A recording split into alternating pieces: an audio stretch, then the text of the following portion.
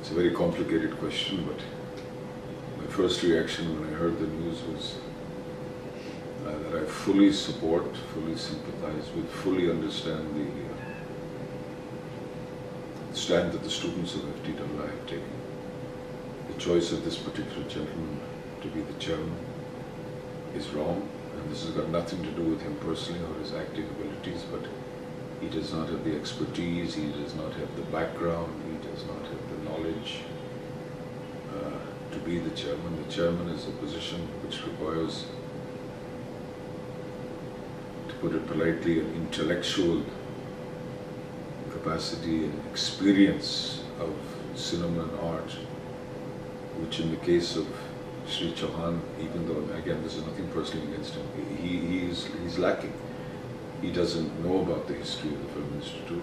He has the experience of working in the Cine Artists Association, and I greatly appreciate that.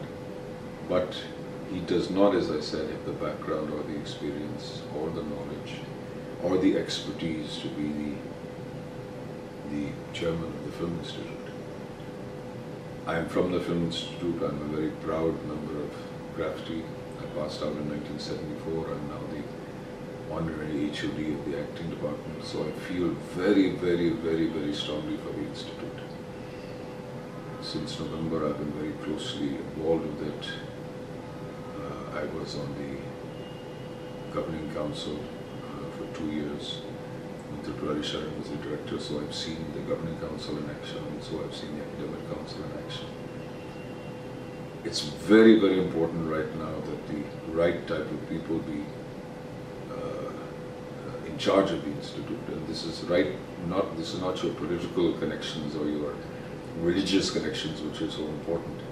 It's whether you really care about cinema, whether you really care about the Film Institute, whether you really care about art. I think these are the things which are much more important than your political or religious affiliations. So I fully support, I fully understand, and I fully endorse the stand that the students have taken. As I said, I've been connected with the Institute now since 1972. I've witnessed many strikes. Just after we passed out in 74, there was a very major strike which, in the long run, caused more harm than good. Some strikes, if pursued in a democratic and a peaceful way, have produced some good results. So not my appeal, my feeling is that the present strike going on is a very, very, very obviously important strike, and the students so far have shown tremendous patience, intelligence, wisdom, perseverance. I have never thought that in the end a strike is an answer to anything. But if one side is totally adamant, then sometimes you've got no choice, you have to strike. I would, again at a personal level, appeal to the people on both sides of this argument to listen to each other, to feel and empathize with each other. There are problems on both sides, there are priorities on both sides which both sides have to understand. But I'll just repeat myself again that I fully sympathize, support, and endorse the stand that the students have taken, that this particular gentleman, again not for any personal reasons, not for his acting abilities, is sadly not the right person to be the chairman of the Film Institute. And in the end, I would say that there were and there are many other choices of people who could have been the chairman.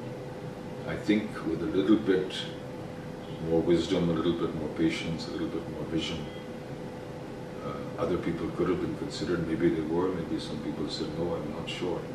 But between the amazing number of former students who are out there working in the different film industries across India from the Film Institute, there are so many very, very fine people, some people we don't even know about, but very, very fine people who could have been the chairman.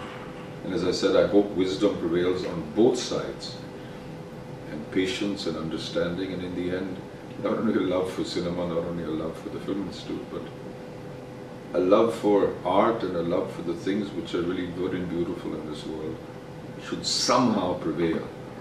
I don't see it prevailing very easily, but I just hope and pray that wisdom and love for art and beauty somehow does prevail.